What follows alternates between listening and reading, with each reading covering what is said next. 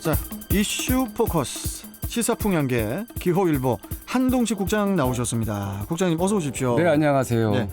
자, 최근에 조국 일러스트를 다룬 조선일보 기자를 둘러싸고 기사를 둘러싸고 논란이 일고 있는데 인천시 의회가 공공기관으로는 처음으로 조선일보 절독 결의안을 통과를 시켜서 화제가 되고 있습니다. 네. 자, 이 소식을 좀 전해주시죠.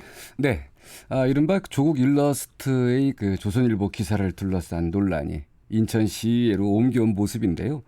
총 정원 37석 가운데 33석으로 이 절대 다수를 차지하는 이 더불어민주당 의원들 주도로 어제 조선일보 절독 결의안이 인천시의회에서 최종 처리됐습니다. 시의회가 채택한 결의안은 이제 지난 21일자 먼저 쓰시세요. 그 성매매 위인의 지갑 털어라는 제목의 성매매 기사에 조국 전 법무부 장관과 자녀를 연상케 하는 이미를 사용한 이 조선일보의 보도 태도에 대해 책임자 처벌과 근본적 변화를 촉구하는 내용이 담겼습니다. 기명 투표에는 35명 가운데 34명이 찬성하고요. 1명이 반대했다고 하는데 이번 결의안은 그 조선일보에 항의하기 위해 이렇게 발의된 것이기도 한데요.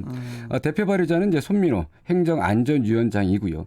결의안은 전날 열린 행정안전위원회 회의를 통해 상정 처리된 바 있습니다. 예. 자, 특정 언론사를 그것도 이제 대한민국의 대표 언론사로 꼽히는 조선일보의 구독을 이제 절독으로 결의를 한 것인데 어떻게 반대 의견은 없었습니까? 네, 이 대한민국 보수를 대변하는 이제 언론인데요. 이 반대 의견이 없을 수 없었습니다. 이 당장 이제 시의회 본회의장에서는 이제 국민의힘 소속인 박정숙 의원, 비례의원입니다. 결의안 채택에 반대 의견을 내놨는데요. 박 의원의 얘기를 이제 들어보면요, 근본적으로 인천과 관련이 없는 일임에도 시의회에서 이 조국 관련 결의안을 다룬다는 게 납득이 가지 않는다 이렇게 지적했고요. 시의원이 아니라 개인 자격으로도 이 조선일보 보도에 비판할 수 있는데 그 필요하다면 또 동의하는 의원들끼리 그 기자회견을 열거나 이 성명서를 내놓으면 되는데 의견이 다르다고 해서 시의회 차원에서 이 공식 결의안까지 제출하는 게 옳은지 의문이라고 이렇게 비판했습니다. 굳이 결의안까지 채택해야 하느냐는 것인데요. 그럼에도 어떻든 그 시의원 정원 37명 가운데 33석을 그 절대 다수를 차지하는 이 민주당 의원들의 주도로 이 결의안은 본회의를 통과했습니다. 민주주의는 결국 다수결에 의해 결정되는 것이기는 한데요. 시민의 삶의 질 향상이나 이 시민의 행복에 어떤 영향을 이번 그 결의안이 미칠지 좀 고민해야 될 부분인 것 같고요. 지금 시의회가 조국의 행복을 추구하는 게 맞는지, 300만 시민의 이 고민을 찾아 해결 방안을 제시하는 게 맞는지 어쨌든 논란은 계속될 것 같습니다. 그 시의회의 결의안 채택이 뭐 단순하게 시의회로 그치는 것은 아닐 것 같은데 향후 그 파급 효과에 대해서도 좀 국장님 짚어 주시죠. 네, 시의회에서 구독하는 조선일보는 단 12부에 불과합니다.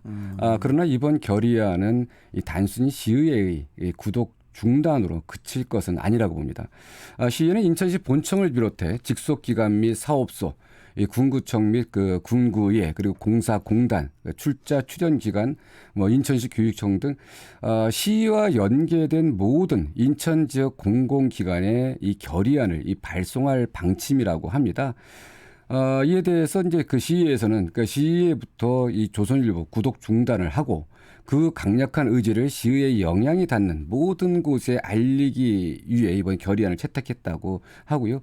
어떤 동참 여부는 해당 기관의 선택에 달린 문제이기는 한데 문제는 이 그 시의회의 그 결의안 그러니까 인천시의회와 관련된 모든 기관은 이 시의회의 절독 사태에 대해 따를 수밖에 없는 일단 뭐 감시, 감독하는 기관이 인천시의회이기 때문에 따를 수밖에 없지 않겠느냐. 뭐 따르지 않았다간 또 이 시의회를 통해서 이 추궁을 당한다든가 뭐 그럴 수도 있기 때문에 그런데 이제 어쨌든 이번 조치는 이 단순히 조선일보의 보도 태도로 촉발된 것이기는 하지만 결론적으로는 시의회가 언론의 재갈을 물리는 이것으로 이제 비칠 수 있습니다. 이제 오늘은 이번에 이제 조국 교수에 대한 이 잘못된 보도 행태에 대해 그 조선일보가 타겟이지만 자칫하면은 인천시나 인천시의회의 비판적인 모든 언론사가 이 절독 대상이 될 수 있다는 우려 때문인데요. 어쨌든 걱정스러운 부분도 있습니다. 그나저나 제 개인적인 생각인데 조선일보에서 좀 그 조국 전 장관에게 사과를 제대로 했었어야 돼요. 네. 이건 이게 뭡니까? 이 조국 일러스트가 그게 뭐 그냥 어떤 뭐 단순한 내용의 사진을 뭐 이렇게 실루엣으로 쓴 게 아니라 뭐 성폭력 관련한 어떤 그런 그 보도에 있어서 일러스트를 쓴 거 아닙니까? 네, 그렇습니다. 예. 이거는 제대로 사과를 했었어야지 제대로 사과를 안 하니까 이런 부작용이 생긴다고 생각이 들거든요. 네, 그렇습니다. 뭐 네. 그런 부분도 있지만 이게 그 한편으로는 이 언론에 대한 이런 그 좀 그 압박 수위가 좀 높지 않았나 이렇게 보는 시각도 있습니다. 시의회에서. 네, 네, 그렇습니다. 예, 알겠습니다. 자, 다음 소식 가보죠. 정부가 제4차 국가철도망 구축 계획을 발표를 했는데 초미의 관심사였던 GTX D 노선이 김포와 부천만 연결하는 것으로 확정됐다고 하는데, 자, 먼저 어떤 결정인지 소식 전해주시죠. 네, 뭐 다들 아시겠지만 이제 국토교통부는 어제 GTX D 노선을 그 김포 장기역에서 부천 종합운동장으로 이 최종 결정했는데요. GTX B 노선과의 연계라든가 다른 방안도 좀 제시하긴 했습니다.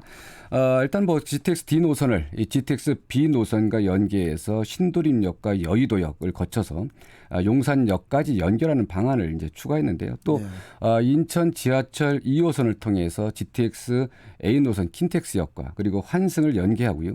그 서울 지하철 5호선 연장도 검토하기로 했습니다. 그리고 여기에 지역철로 악명이 높은 이 김포 골드라인 열차를 추가로 투입할 계획도 밝혔는데, 근데 이러한 부분에 대해서 일단 주민들이 수긍하지 못하는 부분이 있는 것이죠.